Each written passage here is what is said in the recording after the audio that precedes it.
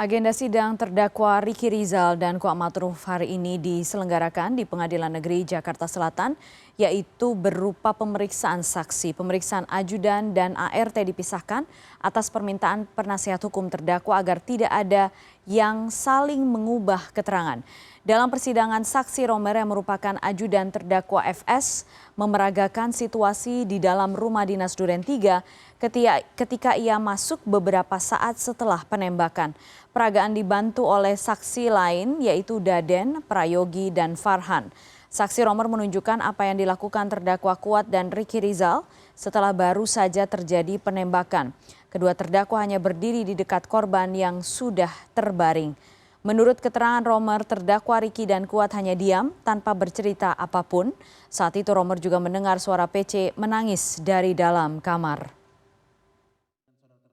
Pada saat saudara mendengar tembakan, saudara sempat di luar dan mencari sumber sampai akhirnya masuk ke dalam. Sampai akhirnya masuk ke dalam. Saudara mendengar lebih dari 5 suara tembakan. Betul, Yang Mulia.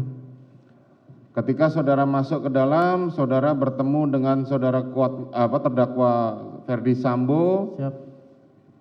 Dan saudara pada saat itu sedang memegang senapan senjata api, ya, Pak. Senjata api, dan saudara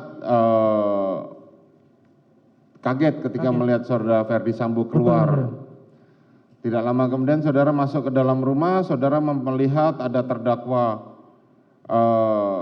Riki, ada terdakwa Richard, ada terdakwa Kuat Ma'ruf, dan saudara melihat tidak lama kemudian saudara melihat korban sedang tertelungkup. Betul, Yang Mulia. Kemudian saudara coba ceritakan selanjutnya.